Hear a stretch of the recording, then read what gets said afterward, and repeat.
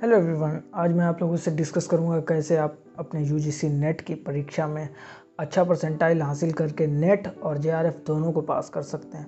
उसके लिए आपको कुछ चीज़ें फॉलो करनी होंगी, वो मैं आज आप लोगों से डिस्कस करूंगा।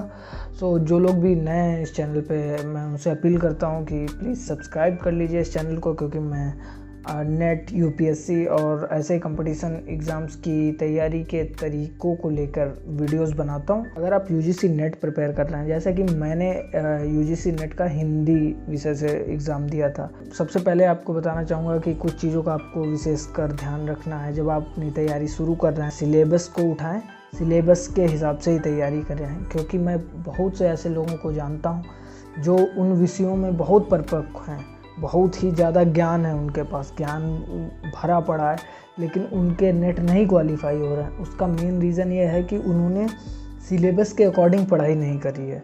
नेट का जो यूजीसी से सिलेबस जारी होता है, उसके हिसाब से जब तक आप नहीं पढ़ाई करोगे, और 10 यूनिट्स में हर सिलेबस ऑलमोस्ट बटा हुआ है, तो हर यूनिट से ऑलमोस्ट 10 क्वेश्चंस आने की संभावना रहती है, लेकिन ऐसा निश्चित नहीं है कि हर यूनिट से 10 क्वेश्चंस ही आएंगे।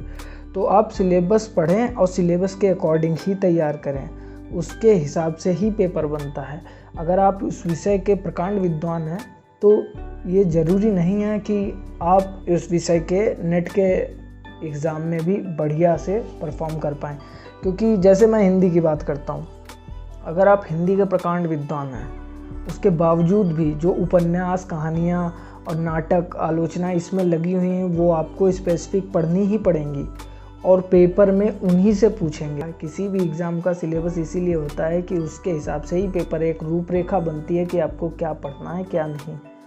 तो सबसे इम्पॉर्टेंट जो मैं इस पूरी तैयारी का पोर्शन मानता हूँ कि लोग सिलेबस से भटक जाते हैं, इस कारण काफ़ी समय लग जाता है लोगों को परीक्षा को पास करने में।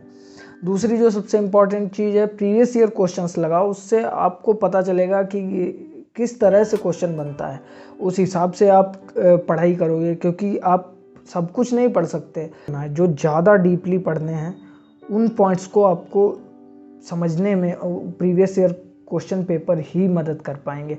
तो दूसरी सबसे इम्पॉर्टेंट चीज़ है प्रीवियस ईयर क्वेश्चन पेपर करो। जो तीसरी सबसे इम्पॉर्टेंट चीज़ है वो है रिवीजन। आप डेटा चाहें कम पढ़ें, क्योंकि नेट का सिलेबस किसी भी सब्जेक्ट का बहुत वास्ट है। ऐसे में ये चांसेस रहते हैं कि आप सब कुछ पढ़ लें, लेकिन आपको कुछ भी ना आता हो। इम्पॉर्टेंट ये नहीं है कि आपने कितना पढ़ा है, इम्पॉर्टेंट ये है कि आपकी रिकॉल कितना कर पा रहे हैं, आप कितने क्वेश्चंस को सॉल्व कर पा रहे हैं। तो रिवीजन ज़्यादा से ज़्यादा करना ही मुझे लगता है इस एग्ज़ाम में सबसे ज़्यादा मददगार होता है। मैंने तो बहुत कम समय में अच्छा परसेंटाइल हासिल कर लिया, हालांकि मेरा जेआरएफ नहीं हो पाया, और उसके रीजंस भी मैं जानता हूँ कि कुछ यूनिट्स मेरे कंप्लीट ही नहीं हो पाए थे।